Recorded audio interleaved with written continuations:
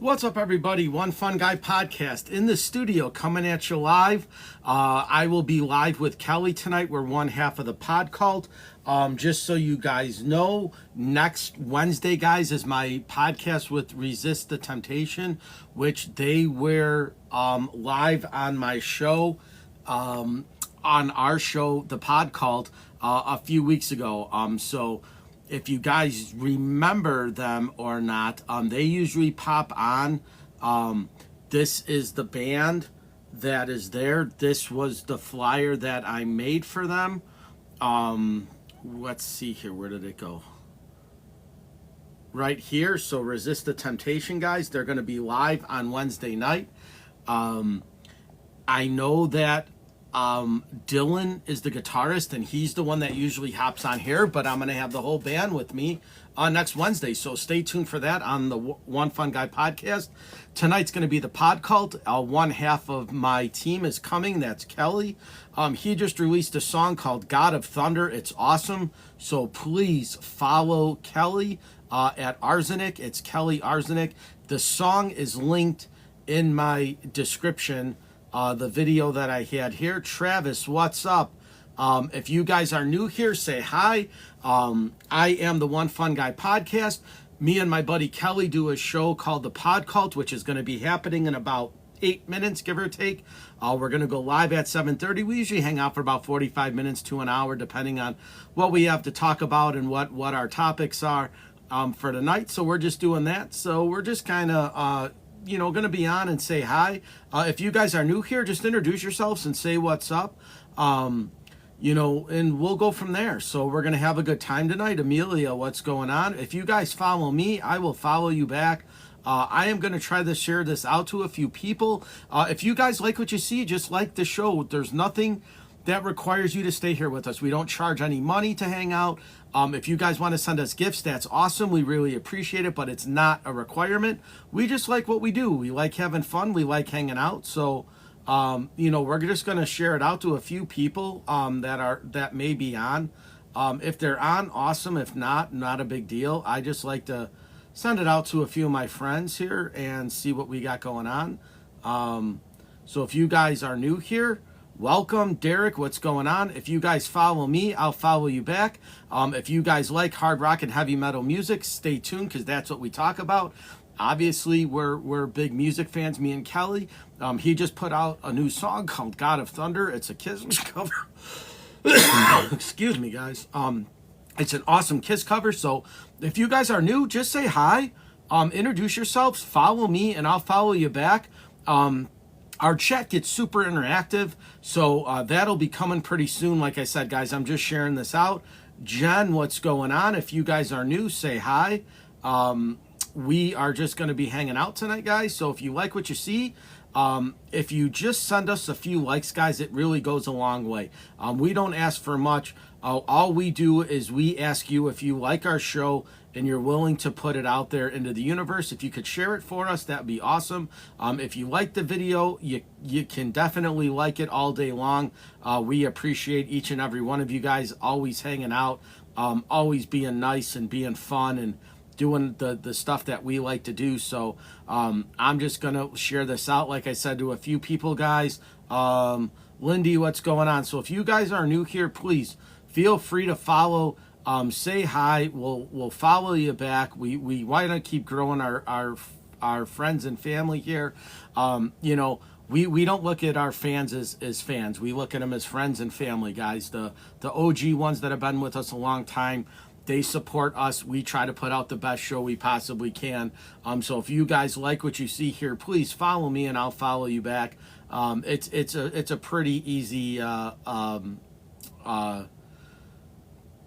message to send out to everybody. If you could just share it, that'd be awesome. If you like what we're doing, just say hi and like the show. It really helps out a lot. So if you guys are new here, welcome. We are the Pod Cult. I am the One Fun Guy podcast. My buddy Kelly, he is the one-man band in Arsenic. He is awesome. Like I said, he just put out a really fantastic new song called God of Thunder by Kiss. It's a cover, It's amazing. It's awesome. So if you guys could follow him and support his song, download it on all the major platforms. Even if you're not a Kiss fan, support him. He put a lot of hard work and effort into making that song, and it sounds really good. So if you're a fan of like the hard rock industrial music like we are, you'll like it. So Danny, what's up? So if you guys are new here, like I said, just say hi, drop a like. Share would be awesome, guys. We don't ask for much here. We're pretty cordial about just hanging out and having a good time. All I'm going to do is wait for Kelly to pop on. He'll be on in about 3 or 4 minutes.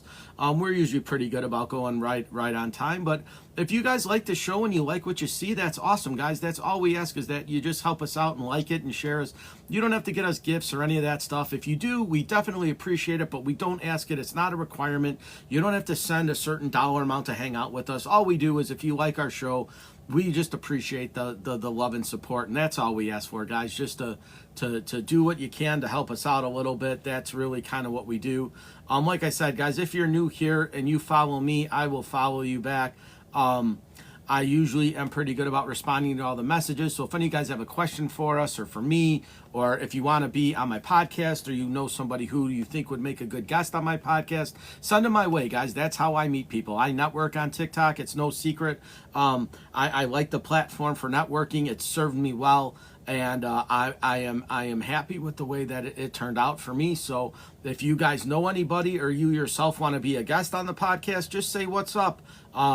And follow me, Sinister, what's going on. So if you guys are new here, just say hi. That's pretty much what we're doing, guys. When me and Kelly get on, we talk about hard rock and heavy metal. Obviously, you guys know I'm a horror movie fan. I'm a music fan. I like hard rock and heavy metal music. It's kind of, what we talk about here. We have an eclectic range of bands in that spectrum, but we talk about all the hard industrial stuff. We talk about all the psychobilly, the old hardcore punk. So it's not just straight metal and rock. We are pretty eclectic when we come to that kind of stuff, but it's what we like. So we talk about what we like. If you want to start your own podcast and talk about what you like, that'd be awesome. I encourage everybody to do that. But if you're not into hard rock or heavy metal and you just like us, awesome. We like hanging out as well. So, there's nothing wrong with that by any stretch of the imagination. If you just like two guys talking and chatting it up, that's pretty much what we do.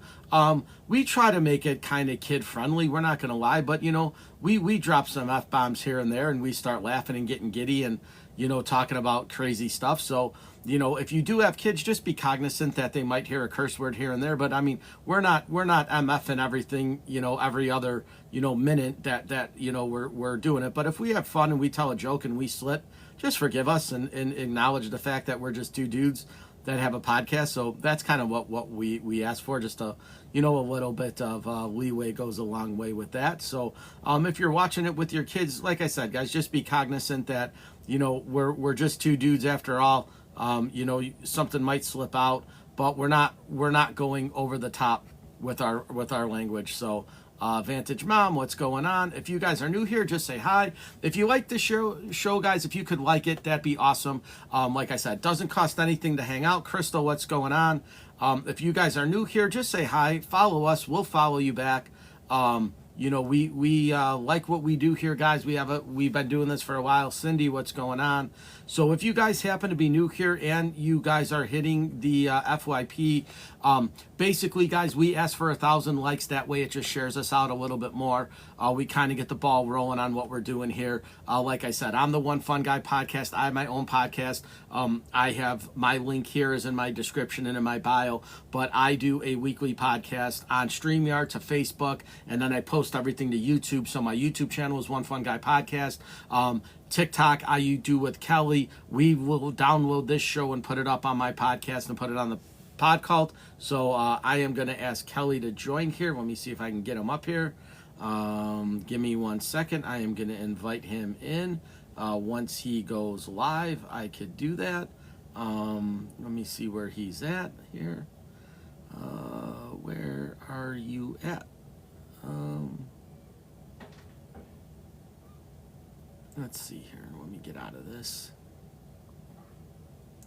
Let me go and see if I can't send him the invite. Nope, I don't want to do that. That's the wrong one. Where is the invite button at? Add moderator, mute account, block report, mark viewer. I don't want to do any of that stuff. All I want to do is invite him in. There we go. Here we go. Buddy, Yeah, you made it. what's going on? Sorry about that. I'm good. How are you? I'm good. Just another Thursday night in the books, and you know what? I was listening to an album before this, so I was just kind of rocking out for a little bit, and now we're here. Oh yeah. Well, what were you listening to? Sentence, the Funeral album. Okay. Don't know that. A friend of mine got it for me, and it's awesome. So I know we mentioned it before. You had said about guys hanging it up in Ministry in their last tour, which we'll get to in a minute. But the Funeral album I sentenced is one of my favorite albums of all time, and it just happened to be their last, and that is their final album. That's why they called it the Funeral album. They realized So that they were going to retire, and that was it. Now, members of the band have started other bands, Poison Black being one of them, but they have not done anything since the Funeral album as Sentenced. Sure. So, Yeah, I am not convinced. Let's put it that way. You know, it's the you know, it's how things work now. yeah, It is, you know, people say that, oh no, this is the last, you know, and then it's the last of the last, and then it's the, you know, no, this is really it. And I've just stopped really. It's too much cry wolf to me. So yeah, I don't really believe it. There are some times when I really do, though. I really, really, really, at the bottom of my heart, think that the Black Sabbath thing is the last yeah, Black Sabbath. I also, just because, you know, like Ozzy is basically in a wheelchair, and sure, he's making a superhuman effort to really try to do his best for yeah, the fans one last time. Um, and to do that kind of preparation and whatever he's doing to be able to do one more show, I really don't think that there's more in him, you know. Uh, but then there are things like, you know, like you mentioned Ministry that I went to, the Squirrely Years, which was, you know, still like, you know, Al is old. He's right, 67. He's had a life of abuse sure, to his body and mind yeah, in many ways. So I don't blame, you know, honestly, like I'm sure that he's done drugs that none of us know the names of. right, So the fact that he's still around and can walk at age 67 is pretty yeah, good. You know, like, you know, kudos to him and all that stuff. But to think that he's gonna go out with, you know, the remakes of the consensus worst years of his musical production, I mm-hmm, don't. I It would have made more sense if I would have gone to the show and it would have been, yes, that stuff is acknowledged, is part of his legacy. If it would have been like a full retrospective, a full, like, you know, yes, I did that shit, and then I did the other stuff. right, You know, if it would have been like, you know, 81 to 2019 type of retrospective, then I could have seen that, yeah, this was probably a last thing. But, you know, there's So another album what did coming they out play? next Did year they play and stuff. anything off of? So saying that this is the last tour, I just don't buy it. Right. I What really what don't. did they play exactly? Did they just play the older stuff and none of the Not a single song after the Twitch album. okay. So it was up to and including Twitch. So they did Every Day is Halloween and that stuff. One exception was that Chris Connolly made a guest appearance. Um, he was the singer of Revolting Cocks, Hmm. So he came up and they did the cover of "Do You Think I'm Sexy," which was a '90s thing that they did. Yeah. I believe that was in the '90s at least. Um, but it was still like a song from 1978 Rod Right. Stewart, whatever, right? So it still sort of fit the bill somewhat, and it was his buddy that showed up for a special thing. So that was, the crowd went wild over Chris So Conley now getting up let on me ask stage. this though: did they play it in the style of the punk synth, or did they play it with the Ministry spin on it? Yeah, no, it was the Revolting Cocks version of that particular song, But I mean, like the whole set, like just and was the it whole like set was in the style of revamping it a little bit, right? okay, So they did add some guitars and stuff, but they were still very much embracing the 80s spirit of it. So they had hmm like glittery blazers and all that stuff. So they were having a bit of an 80s party going on there. right, Which I'm sure for the people that have seen Ministry, 5 or 6 times or whatever, it was a nice change. And given that it was the Krups and It's a Reb, which are very much super hmm electronic as opposed to more metal side, yeah, that they enjoyed that part of it because it's much more EBM sure, type music. So as if you're an EBM fan, you would have enjoyed it a lot. Uh, I enjoyed it.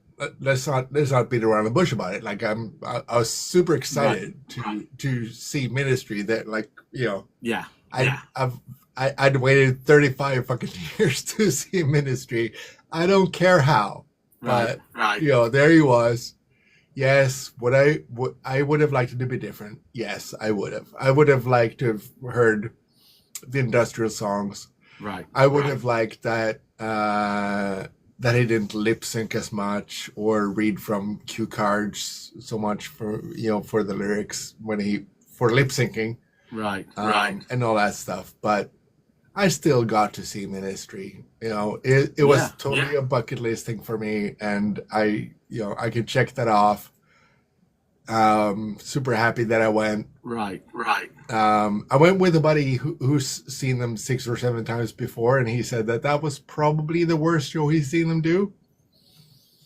Um, well, because but Ministry has always been high energy. again, It's always been like their backgrounds have been good. They've always had like the cool stage setup with all the lasers and the lights and the smoke and they always like that's what you get when you see Ministry. They always kind of go over the top, and it's always that like strobe flickering light and they turn it on and off and it's like the smoke and yeah, no, this was very minimal in that sense, and that might be the sense of Al also feeling like I want to get into retirement. He's looking at his savings account and like how much does he really want to spend on a tour. So it was very minimal. right. It was not a lot of lights. It was very minimal stage show. Um, Yeah. but again, I don't give a shit about that because I mean I like going to small venues with no name bands and all that stuff and see what they can do with their music. So I don't really care that much about Right. the extra shit. Yeah. By contrast, though, I would say that going to see Meshuggah, which I did not too long ago, being a big band that way, I do expect something that is Right. more than them just standing on stage, right? And their light show was amazing. Yeah. Like that was the show. It was like they were playing, sure, but that was 50% of it, and the other 50% was the sound engineer and the lighting engineer, and they did a fantastic job. It sounded great and it looked great, and that's what made that show great.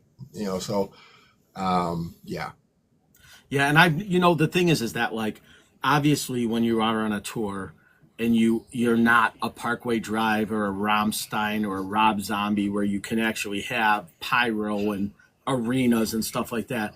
I think most of the bands now I think have pretty much adopted the TV screens in the background where they put it in a couple strobe lights and the house lights, right? They just make do with what they have. They just use the stuff that's there. It's very hard to bring everything with you unless you're a major band and your label backs you and says, well, we'll pay for your moving, we'll pay for, all your merchandise, we'll pay for all your lighting, we'll pay for, stage hands and crews to set up your shows, right? Very few people are able to do that, right? There's a handful of bands that could say, okay, well, you pay for all that, we'll just show up and play, right? And even now, big bands that used to do it back in the day, like the one that comes to mind right now is Motley Crue, right? Back in the day, Tommy Lee used to have a damn roller coaster, right? He'd set up his drum set and he'd spin around, and now they just kind of do the minimal. Yeah.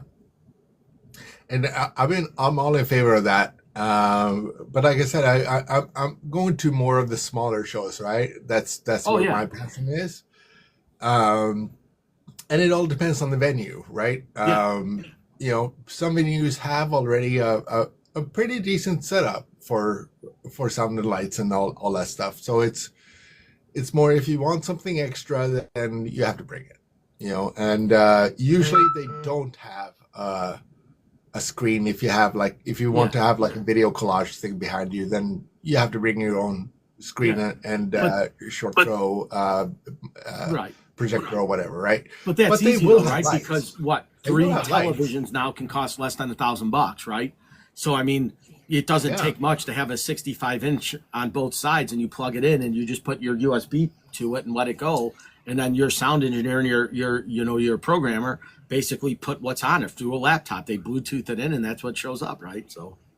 Yeah, and I'm trying to be proactive about my own stuff too. Like, eventually when I have enough songs to be able to go out and maybe play live, and being a solo artist, then I have to have some really cool lights going on. So what's available to me that's affordable. Yeah. But you can get these sort of like leisure things for like $37 or whatever from Amazon and shit.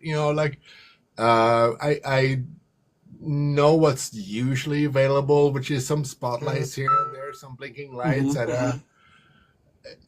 a smaller venue, but not necessarily what it is that I want to do as an artist to portray myself. So it's like, if I want more than just sort of the usual flashing lights, then I got to bring it myself. And I don't know what happened, but something just popped up on my screen about a flash goal.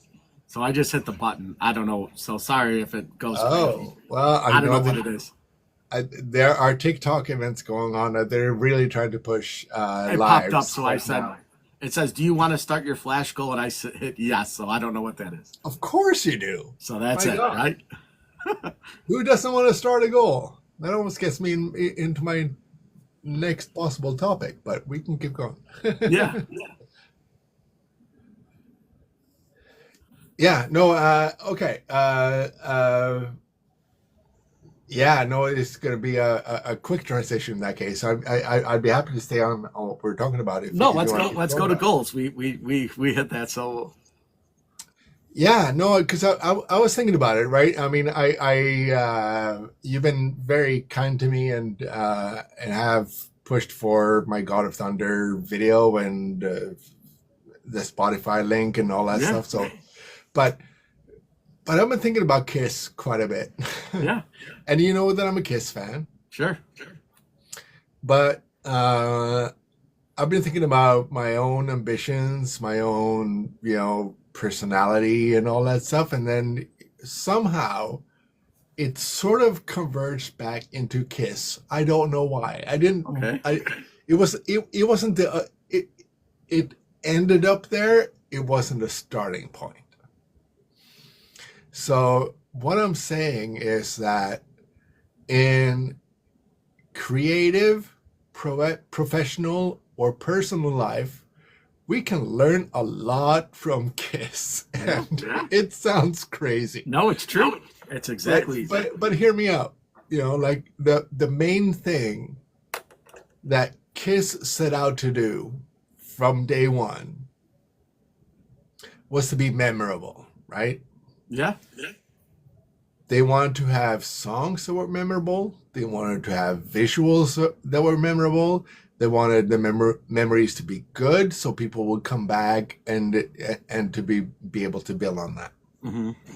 Right? So what did they do? Well, they did something unfamiliar, with their makeup thing. I mean, there were bands with makeup at the time, like Wizard. Yeah. You know, Ron Wood had but he was British too. But and we talked about New York Dolls and all that Mhm. stuff. But they were sort of like doing their transgender thing, Right. Right. but not necessarily the complete alternate.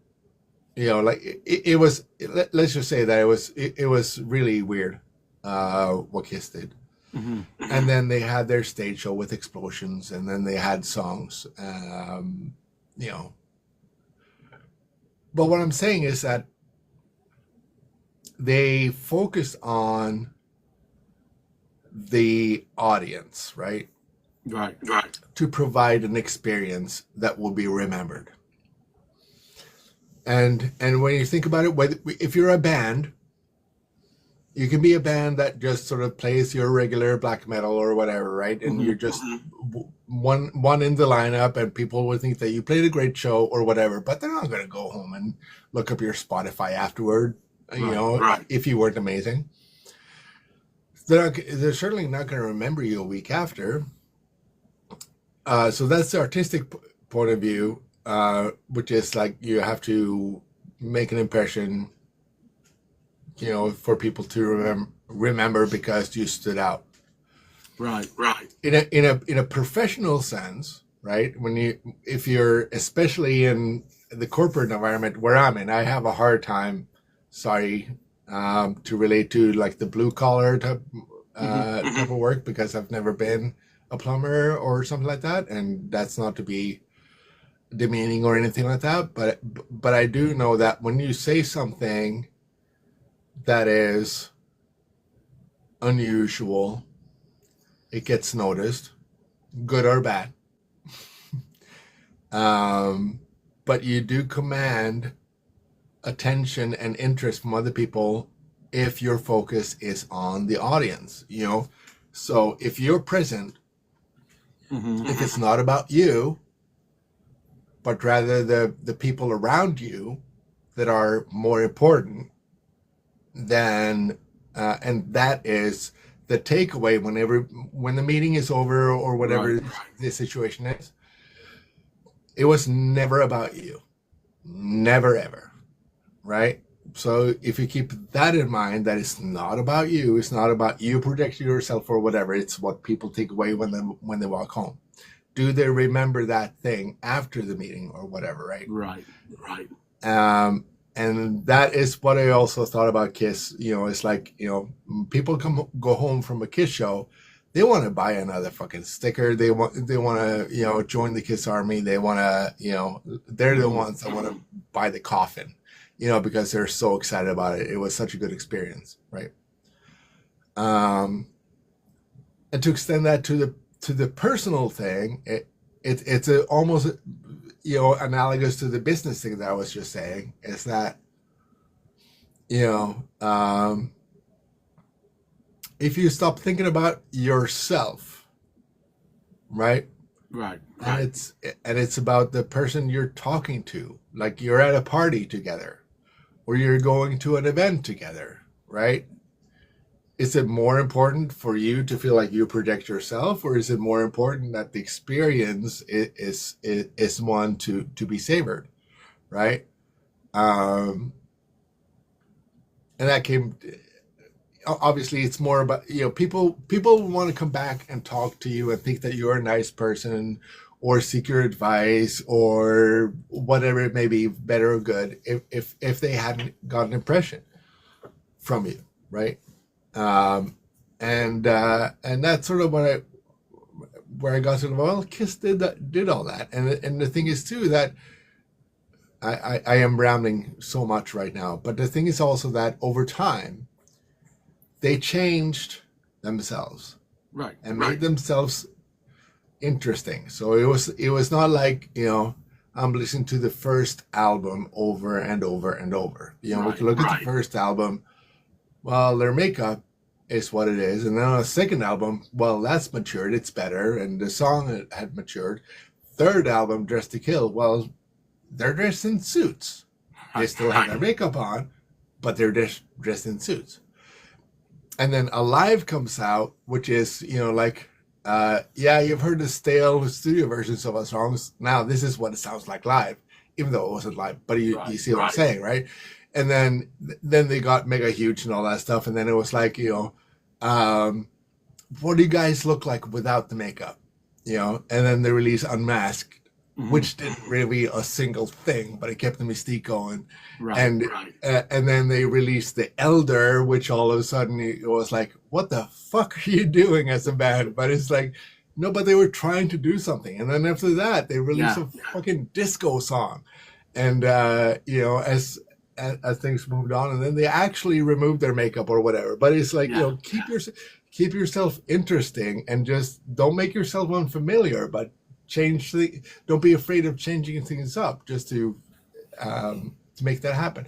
So I Mhm. mean, I just feel like Kiss is a good analogy of all Sure. those things when it comes to artistry, professional life, or personal life. I just think it's like, you know, a good analogy of the no fear and the focus on the audience, the focus on people that you're interacting with. That's what matters, depending on your goals. So Yeah. And like, so it's, that's where I got started. It's yeah. with goals. Like if a goal of yours is to be, I don't remember who it was. I don't think there was Kafka, but it was like, you know, that like somebody doesn't really truly die until the memory of them is completely gone, right?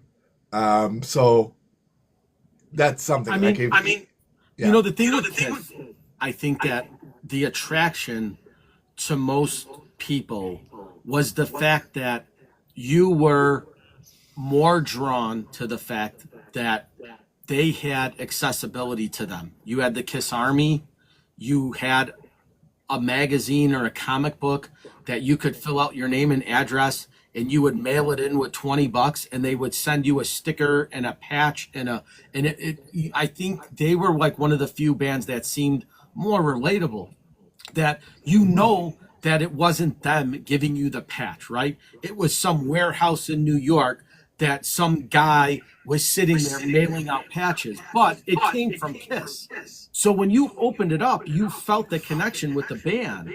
And the only other band that I remember connecting with anybody on that kind of level, with the fans, was the Ramones, right? Where you could mail in and you can get the Ramones patch and you could start your denim collection, and they had like that kind of draw to them where they seemed reachable and relatable, right?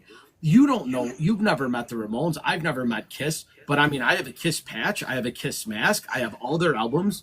I can relate to them as a band, even because it was the fact that like I had gotten into them and they were giving something back to me. yeah. I'll answer a question. Ali was asking, bands with makeup or bands with masks is our preference. I don't care. No. I really don't care. I think the Gore were really fun, or Slipknot or whatever. If that's what they want to do, like, it's theater, you know, it's performance art, you know, so it doesn't matter whether you have makeup or masks or whatnot. I Yeah. really don't care. Um, there were fan clubs before Kiss, right? Sure. Way before Kiss. There were, you know, there's a really good book, by the way, by Danny Sugarman, called Wonderland Avenue. He took care of the fan club for the Doors, and he had the most, man, outrageous druggish adventures, Hmm. uh, being with the Doors or whatever. Right. But you know, so that's to say that there were fan clubs before, right? But the thing is that um, Kiss made you feel like you were there with them, Yeah.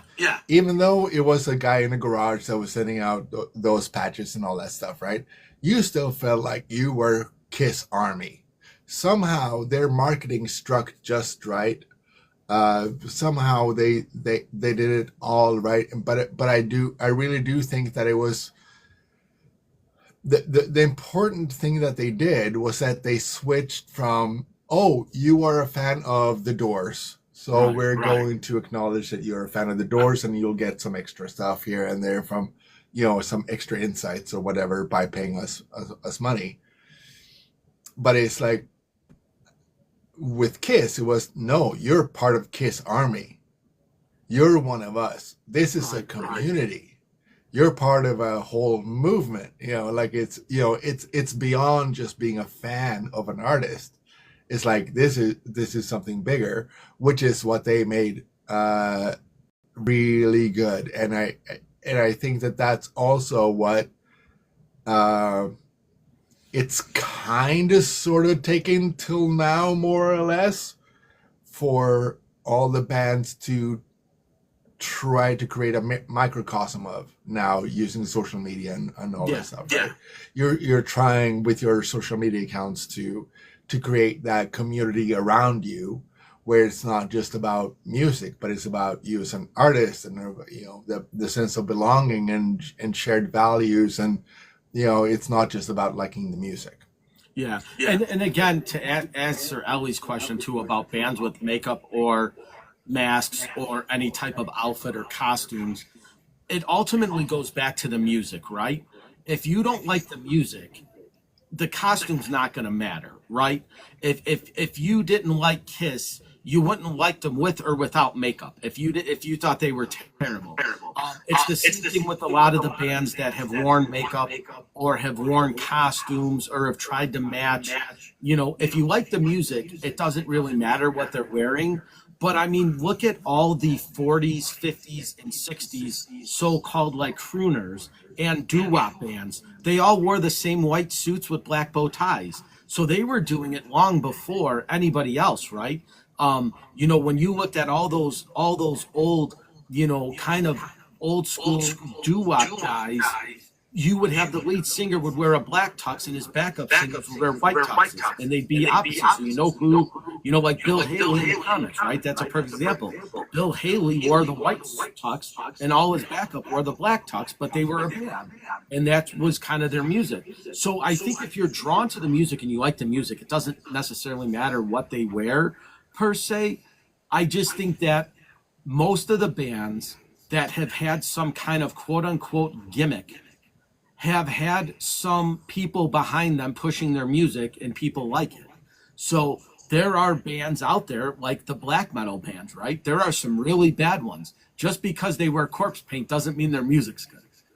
But there are a handful of great ones, and they wear the corpse paint and they're fantastic. So it just depends, right? Not every band that's ever donned an outfit or a costume has been good. So you kind of got to take it with a grain of salt. Some are very good and some are very bad. And the very bad ones, it's a gimmick. And the very good ones, it's awesome. So, for example, right now, you look at Sleep Token. They're one of the hottest bands in music. And they're on the lighter side of metal, right? They do a lot of, kind of subtle undertones. They do a lot of high-pitched vocals. They do a lot of, they're not super heavy, but all the metal fans are drawn to them, where you have a band like Slaughter to Prevail that wear the demon masks, and people love them too. So it just depends. I mean, look at what Ghost did. Ghost blew up. They're kind of like the modern day Kiss, right? They're not super heavy. They write some catchy tunes, and they kind of have an audience that just fell into them. People love Ghost no matter what. They're just going to buy what they put out, and they're going to support the band in every stretch of the imagination. And then there's bands that have had, masks on that people don't even know or ever even heard of. And so it's just, it depends on the music. If they put out good music and they put out good songs and they're catchy, people are going to be drawn to them, when they're in a makeup or mask or not. But I think there is some kind of appeal to bands that wear costumes or wear makeup. Or masks. People are just drawn to that. Yeah, and we can go back to Kiss 2 a little bit, right? They put on a kick-ass show, shows that nobody had ever seen before. There were explosions and pyrotechnics, in the year 1971. Nobody used fire on stage. There have been some smoke bombs, perhaps, that Led Zeppelin tried out or whatever, right? But but not fire, you know. So whether or not you liked Kiss's music or not, you still walked out of it thinking, "What the hell was that?" Right. You know. So the music didn't matter so much, and I think that's a little bit of what's happening too with the mask thing. You know, like there could be two aspects to it. One is to just put on the mystery of you don't know who's actually playing, and that is exciting in and of itself, which is something that is appealing to the human species. We love mystery. Like we don't know who these Imperial Triumphant, who are these people behind the golden masks or whatever, right? Or the knife, or Sleep Token. I cannot stand Sleep Token's music, but I love their visuals. Like their costumes are fucking amazing, and their stage show was awesome, right? I'm not gonna fault them for 1 second over that, because I think that their costume design and everything is flawless. I love it, you know. But I can't listen to them, you know. So it's one of those things like, okay, if someone gave me a free ticket, I would go see their show, but I wouldn't pay for it myself. Right. And don't take on that. Don't take it the wrong way. We went to see Mushroom Head, which is not my thing. I really enjoyed it. It was fun to hang out with you, right? But they all have masks, and but they put on a good show with like the Blue Man Group, like, you know, lit oil drums and shit. It was a good show. I still, even though I didn't necessarily think that it was the best music of all time, I still walked away feeling satisfied, because it was a good show. It's energetic, and you know, I had a good time, you know. So even if I would have spent the money and you wouldn't have treated me to it, I still would have thought that it was money well spent. Yeah. So it's a mix of that, right? You know, like if you can provide both, and if you are better in both, if you're great at the music and you're great at the show, then people will walk out and feel like, well, I just had like a mind-blowing experience, and next time they show up, I'm gonna be on there. I'll buy the tickets the minute they're on sale, right? Yeah, and that's how you build. And that's the thing, right? Going back to like a band like Sleep Token, they obviously have the fan base to sell out a 35,000 seat arena to be able to do what they do for their fans. Because if they couldn't sell out a 30,000 seat arena, they're not doing that show. So their fan base is super strong. So obviously you had Rammstein for the past 25 years putting on these awesome pyro shows. Now you have the younger generation in Parkway Drive doing the same thing. But you have to be good. Parkway Drive could sell out 30,000 seat arenas to be able to do a pyro show for people. Because if they do a smaller show, it says on the ticket stub, no pyro. So if you go and see Parkway Drive at a smaller venue, you're not going to get the bombs and the fire and the explosions. You just get the band, which they're still very good. But the added benefit is the pyro. I had this discussion actually just earlier this week, because we were talking about how I just went to see Ministry at not a small place, but the Riviera Theater is a medium sized place, a couple thousand type of thing, but it's not a stadium, right? Right. But I talked to my buddy about Nine Inch Nails coming to town, which is a couple $100, and it's at a stadium, right? So how can you make people that have spent a couple of $100 going to a stadium where they might be hundreds of yards away from the stage to feel like they got their money's worth? Well, that's when the pyros come in, for Rammstein. I had a buddy that was like, did anybody else get jizzed by Rammstein? And he was like 40 rows back. And, so I'll tell you this much. Nine Inch Nails, I saw them with Queens of the Stone Age. And that was, I think, 2006, 2005. They had just put out, I think it was with Teeth, if I'm not mistaken. That was the tour. They had just put out the song. Their stage is 40-foot high projection screens, and they have that LCD connectivity, and all their background changes from red to black to white to purple to static to, and it draws you in. So no matter where you're sitting, you see those screens. The guys in Nine Inch Nails look this big, but those projection screens are 50 feet tall. So you see that the entire show. So when you're in the back and you're in the balcony and Trent Reznor looks like a micro machine, the stage behind him is enormous, and that's what people see. And it draws you in because it's captivating and it's mesmerizing. So no matter where you sit to see Nine Inch Nails, you always get that aura of that band because of the way they have their stage set up. Yeah. No, I totally get that, and also one of the things, one of the benefits that you get is that they've probably set up the stadium well enough that you hear the sound, Yeah, the way that it should be heard, right? So part of me says, well, if all the show is on screens, then I can just wait for, the DVD to come out or whatever the equivalent is now, right? It's going to be released on screen somehow, and I can experience that, and I can just turn up the volume on my home audio system, right? I still feel that to some extent. Like I don't feel the need to pay a couple $100 to go to a stadium. It's not in my DNA. Right? That's how I work, right? I want to smell the sweat, if you will, right? Or at least feel like, like I said, I don't want to look at Ant and then be amazed by the projections.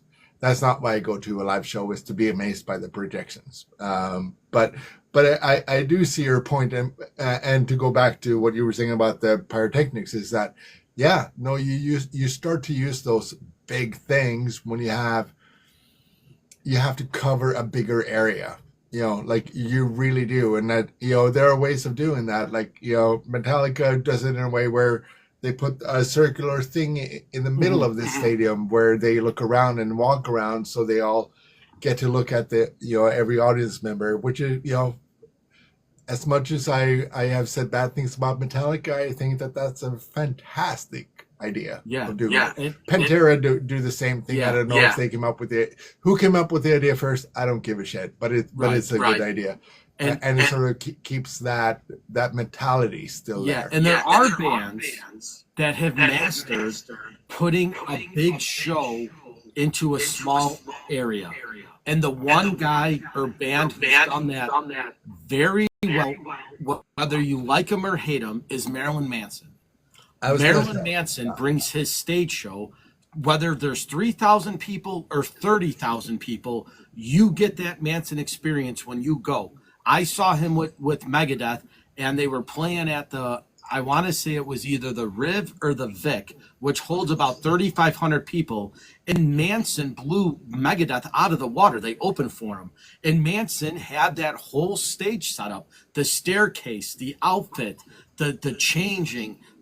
He came out with the leather corset, and then he changed into the trench coat, and then he changed into the bondage stuff, and he had everything was screened behind him and pyroed, and it was awesome. And then you get Megadeth that comes on, and it's literally Dave Mustaine, the Poland brothers, and I forget who was drumming with him at the time, and they just stood in the same spot and played. I mean, you get what you get with Megadeth. Obviously, they don't do anything unique or crazy, but like Manson blew him out of the water.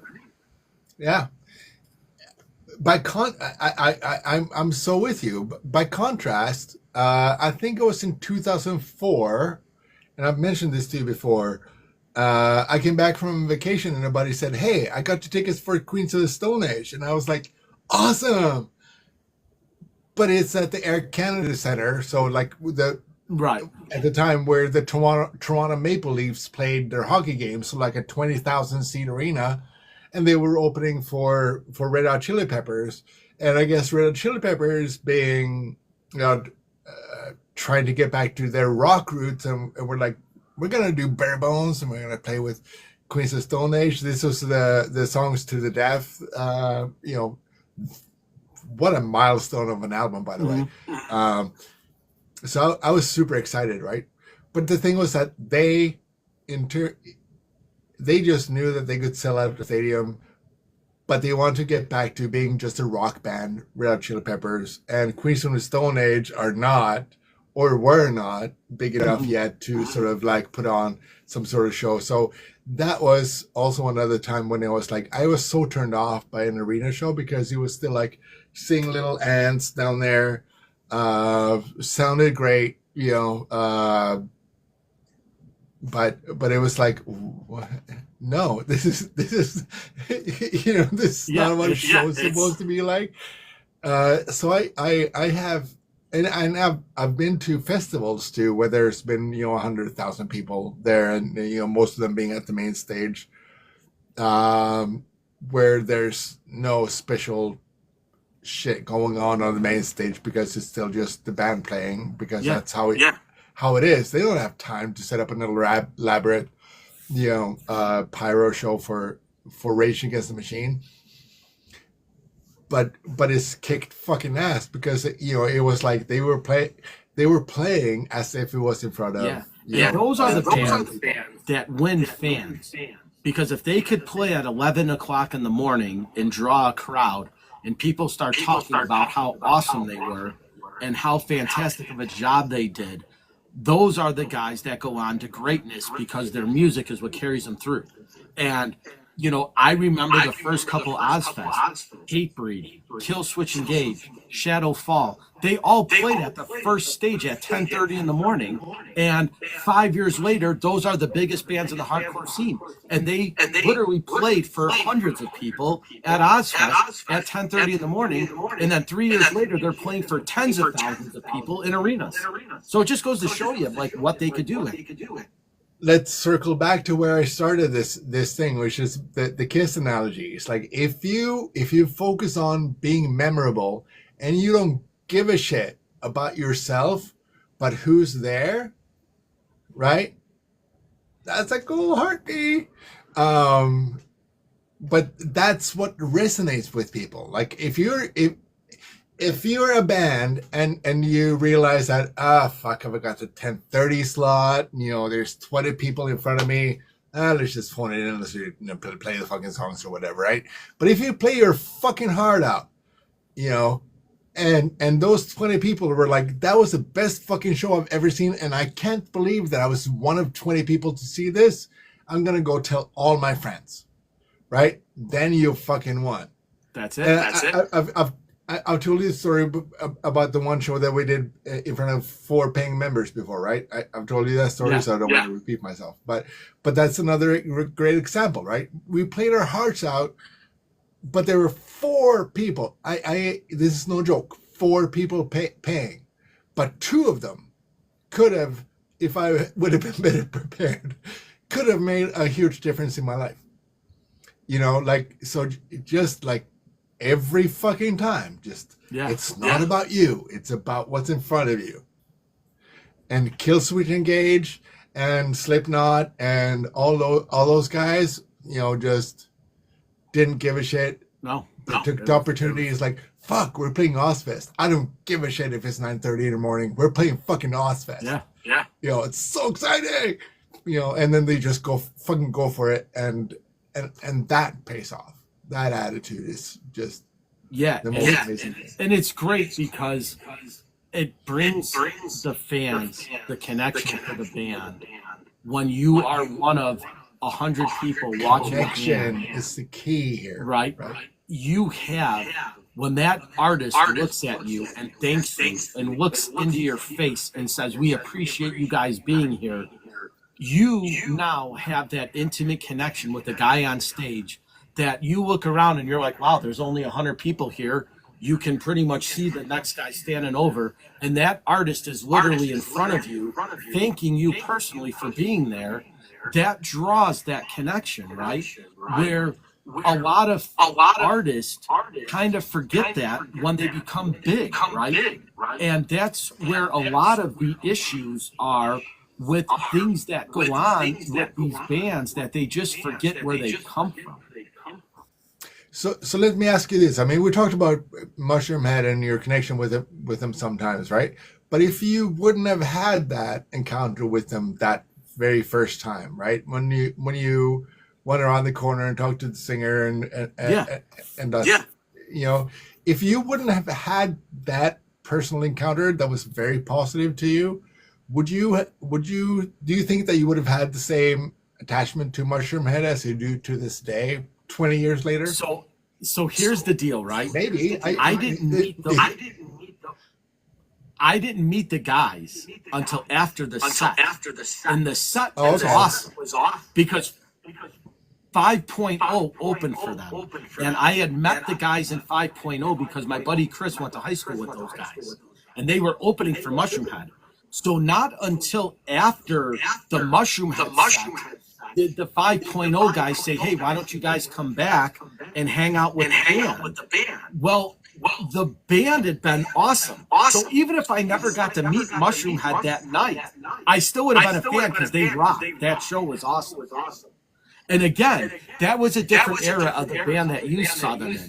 Because back in the day, they just had the skull masks and they wore like a militant style outfit, like SWAT outfit. So it was a completely different look and a different style and a different way they played. But they had the synthesizers, the samples, the keyboards, the lighting, the drums, everything that they have now. But because I met them and I got to hang out with them, and when I saw them again a year later and I mentioned them, hey, I saw you guys in Milwaukee. Oh, They're that's like, how oh it was. yeah, Okay. we remember you. And so it was just kind of like now it was like I had that personal connection with the band because they remembered meeting us in Milwaukee with 5.0. And I was like, hey, I met you guys last year. And they're like, oh yeah, we remember you were with 5.0. I said, yeah, that's Give me 1 second. Yeah. Hold on. There's a tornado watch. So if you hear, do you know what a tornado sounds like? If you hear like a train coming, you need to get on the basement. Okay. Just so you know. Okay. Okay. Sorry, my wife just came in, and it seems like we have a tornado watch. yeah, we're So, all under. I hear the wind going on, but I've never experienced a tornado in my life, so she's making sure that Trust me, what's going on. The watch is nothing. You're never going to get hit with a tornado. It's just the idea that they tell you the high winds and the stuff like that. We have never seen a tornado in the area that actually touched down. You might see the funnel sky, but it's way up north or way south or way west. So you guys are safe in that little. Yeah, well, I actually did. My buddies that actually live downtown filmed a tornado downtown fucking Chicago. Yeah, those are microwaves though. They're kind of, you don't get the funnel in the sky as much as Yeah, I you do don't just the know, high but it winds. was still weird. You get But it. anyway, Yeah. yeah. But so to get back to your story, so I'm sorry that I got some stories mixed up because I know that you told me a story about meeting someone around the corner by a dumpster. Yeah, or and whatever. that's exactly it. So But you know, but Mushroom the Head, principle. and so my connection to the band and the original guys in the band, J-Man and Jeffrey Nothing and Johnson and Skinny and those guys, they were awesome. But now I don't think any of them are in the band anymore. So if I went to Mushroom Head and said, hey, I know you guys, I don't know any of them. They're none of the original guys in the band. I think two guys now are in the original band. But when I went to see A Killer's Confession with J-Man and Stitch and those guys, those were all the original Mushroom Head guys. So I would know more of those guys than I do the guys in the band now. Yeah. Well, by the way, Resistant Temptation, I am not afraid of tornadoes because I've never been in one. So there you go. And I've lived in North Bay for quite some time. We've had tornadoes in Ontario where I used to live, but that have torn up small villages or whatever. I've never seen them, so I don't know what to be afraid of. I've seen the TV footage, but whatever. Yeah. It has nothing to do with metal. If tornadoes and metal get together, that will be a dangerous thing. Yeah. But yeah, I mean, but the point that I was trying to make is that like you felt like so in this case it was maybe the bond happened like a year later when it was like you met them again and it was like and then it was like All right, so now I feel like I'm part of your tribe type of thing, right? Yeah. And that, along with Kiss, what I was saying before is like they manufactured their tribe by saying that it was a Kiss army or whatever, right? But I think that is what you have to do now too through social media, if you're a musician, is to create that tribe and belonging. It doesn't just happen by putting the music out there, Right. like And it's how I the think. reason why you connected with Mushroom Head was because you hung out with them. It's like, oh, we remember you. And it was like, you're a good guy. So, Right. just because I like you as people, now all of a sudden your music has been elevated to me just because I like you more as people. Yeah. And how many times have you met a band and they didn't give you the time of day? And all they had to do was say, hey, thanks for coming to the show. We appreciate it. And they ignore you. Well, now that leaves a bitter taste of stardom in your mouth. And I will say this till the day I die. The coolest band that I ever met that took the time was Rob Zombie.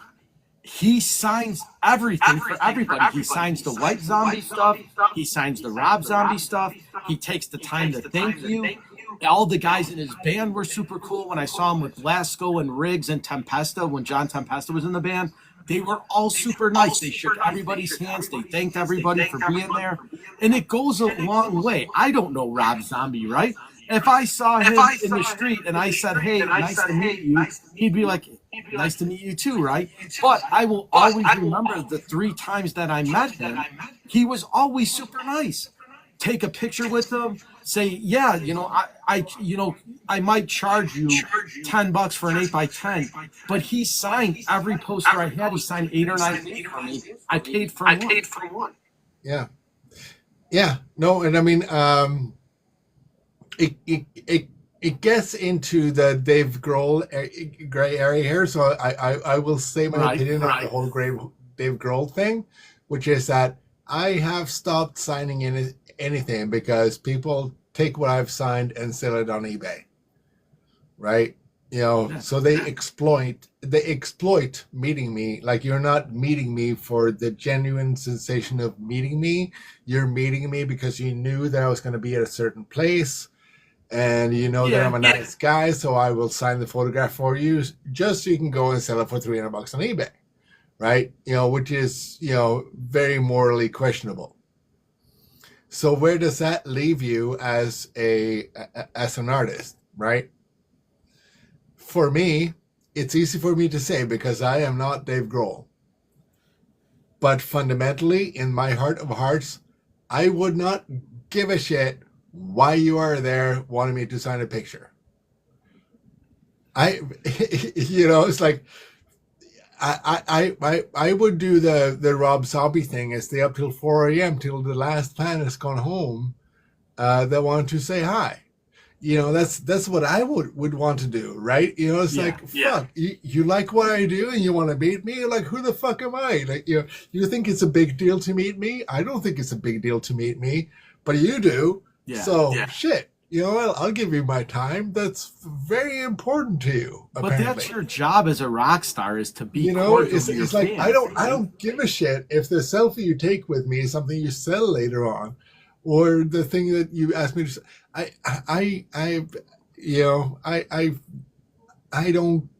How much do you think it costs to meet Dave Grohl? What's that? How much do you think it costs to meet him? Dave Grohl? If you were going to meet Dave Grohl, how much do you think you'd have to pay to do it? Because you're going to buy a VIP pass to meet him. Oh yeah. Probably $150, $200, somewhere in there. Something like that, probably. Yeah. Who gives a shit if you make money on eBay with his signature? He got his money's worth. That's what he's in it for. Well, but it's also, there are videos of him just walking down the street, going into his limo or whatever, and someone is asking him to sign something, and then they post it on YouTube saying that Dave Grohl is a dick because he wouldn't sign my thing that I held in front of him, right? And he said, it's a principle thing. I'm sure you're a nice person, but I've met too many people that are just selling them on eBay, so I've decided not to do it for anybody. It takes 30 seconds to sign. To me, that's erring on the wrong side of the equation. I agree. it takes a second and a half to sort of like scribble a fucking Sharpie on a fucking piece of paper. Like, what do you care? If someone makes a couple of $100 on it, okay, fine, no loss. If it's a guy that actually wanted your signature and this was the moment of their life because they've been, they traveled from North Carolina to New York City because whatever, right? And it's only relevant till you're not relevant anymore, right? So if Dave Grohl gets older and now he's going on tour because he needs it out of necessity, all those fans are going to remember his heyday when he said no. I can see when a rock star says that, no, I'll sit here till 2 a.m. and then I really have to go sleep because I have to go do a show tomorrow, right? That's a cutoff, right? I'm sorry. You were person 2:01 a.m. There are 15 more people behind you. I gotta draw the line somewhere. I need to be able to perform for the rest of my fans tomorrow. That's the line that I can see. And there's a cutoff, but not the principle of while I'm walking to my limo, I cannot scribble a fucking signature on your fucking photo. Right. And that's to be expected, right? You got to understand that they're people and it's a job. So if they're there for 3 hours after the show and it's now getting 1 a.m. and they have to be somewhere, you can't expect them to stay. But all the bands that I've met have always said, hey, when we're done, come and say hi to us over by our merch booth. We'll take a picture with you. And it goes a long way. A real long way. Yeah. And guess what? A lot of these bands, if they actually like you, the time on the clock doesn't matter because these are people that are, I guess, kind of used to extracurricular types things. They know how to deal with it. Like, oh shit, I should have been in the bus at 2, but we stayed up till 5 because we had too much fun. They kind of sort of know how to deal with that, right? Or we had too much fun before the show, or whatever, right? I think that's part of the showbiz type thing is that sometimes you just meet cool people and they can come in any shape or form and just be open to that. It sucks when you become so much of a celebrity that you start to assume that everybody's an asshole. Mm-hmm. It also sucks when you, as a fan, assume that just because your idol is famous, that you assume that they're an asshole. Yeah. And the best thing that can happen is to prove each other otherwise. If you're a fan, be humble and grateful. If you're a celebrity, a band person, be humble and grateful. That's what I agree. Comes down to, right? Yeah. Was that a closing statement? Yeah. So natural. We'll definitely end on that. I think we definitely need to plug God of Thunder and Fire Entropy, right? Yeah, sure. We got to plug your songs, right? So all the hard work and effort doesn't go unnoticed. So if you guys are on, go to every major streaming platform and hit God of Thunder and Fire Entropy. I've linked them on my bio in my links with Kelly. So go find Arsenic and download the songs, guys. They're everywhere. They're awesome. Kelly obviously has put a lot of hard work and dedication to these songs. So please, guys, just all you need to do is download them. 99% of the time it's free, but if you have to pay, it's well worth it. I appreciate that so much. The only time you have to pay anything is if you don't have a subscription and you want to hear the whole song, or if you do want to contribute on Bandcamp, then you can for $1 or whatever, right? But otherwise, it should be free. And it's on YouTube too. I made a little YouTube video, which proves also that if you just put your fucking mind to it, you can get it done for no money whatsoever. Basically, just a video editor, some stock art, and a garage with a desk lamp, and you can make a music video for yourself. So that's what I did. But but I appreciate that so much. And you've had some really amazing content going up lately too. Like you've Yeah, had some and ads going I'm on. super excited because on Wednesday I get to do interview Resist the Temptation on my podcast, Ooh. which we met them here. Here we So are. we met them Well, this is on they've our been with live. me for some time. So Yeah, it's awesome. So I'm they're- super they're excited to have fucking those awesome. guys on there. They're fantastic. So when is that? I gotta tune in. For that. Wednesday night. Next Wednesday. Wednesday night. Yeah. I'll be there. See, what's that? That's the what? 22nd? Oh, that's my I think the birthday. 21st. I can't remember the date. Yeah, it's Whatever Wednesday, that my is. birthday. So Hold on, I'll that'll look be it a up. fun time. Yeah, so it'll be the 21st at 6:30 Central Standard Time, which I believe is their 7:30 or 8:30. But yeah, it was super awesome because we got to meet Dylan on here, and now the rest of the band is coming on, so it's super cool. Can you do me a favor and send Yeah. me a reminder when that goes on, because I would love to join that. Yeah, You know, absolutely. they're super awesome, Yeah, I'll send you the link really good people. for sure. All right. Well, I guess we'll call it a night then. But That's it, guys. as We'll always, it's say been- thank you again. Follow Arsenic, download the songs. We'll be back next Thursday night at 7:30. So see you we'll see you guys. guys then. Thanks a lot. All right, later, guys.